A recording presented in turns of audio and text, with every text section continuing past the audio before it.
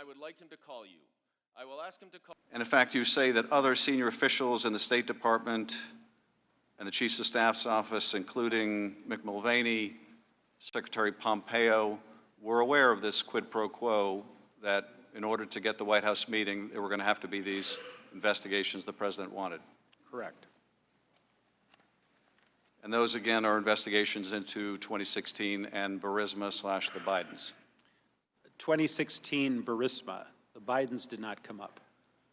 But you would ultimately learn that Burisma meant the Bidens when you saw the call record, correct? Of course. Today I know exactly what it means. I didn't know at the time.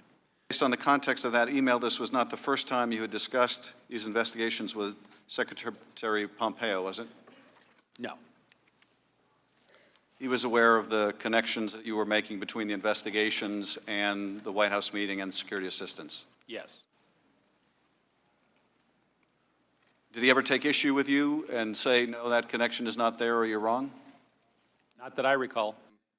That you were concerned that the delay in the... I was in a briefing with several people, and I just spoke up and I said, it appears that everything is stalled until this statement gets made, something that words to that effect, and that's what I believe to be the case based on the work that the three of us had been doing, Volker, Perry, and myself.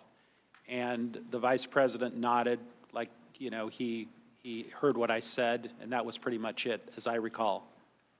I was absolutely convinced it was.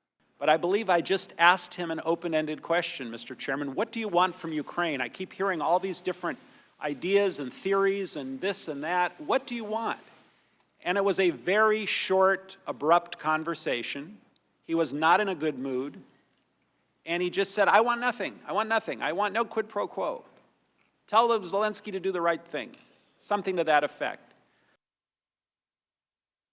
And you don't recall the specifics of holding your phone outside, far away from your ear, as Mr. Holmes testified, but you have no reason to question his recollection of that, do you? I mean, it seems a little strange I would hold my phone here. I probably had my phone close to my ear, and he claims to have overheard part of the conversation, and I'm not going to dispute what he did or didn't hear. Well, he also testified that you confirmed to President Trump that you were in Ukraine at the time and that President Zelensky, quote, loves your ass, unquote. Do you recall saying that? Yeah, it sounds like something I would say. That's how President Trump and I communicate, a lot of four-letter words. In this case, three-letter. Holmes then said that he heard President Trump ask, quote, is he, meaning Zelensky, going to do the investigation? To which you replied, he's going to do it. And then you added that President Zelensky will do anything that you, meaning President Trump, ask him to. Do you recall that? I probably said something to that effect because I remember the meeting, President Zelensky was very,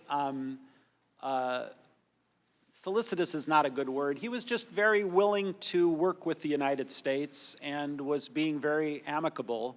And so putting it in Trump speak by saying he loves your ass, he'll do whatever you want, meant that he would really work with us on a whole host of issues. Now, even if you don't recall specifically mentioning the Biden investigation to David Holmes, we know that it was certainly on President Trump's mind. Because just the day before, in his call with President Zelensky, he mentions specifically the Biden investigation.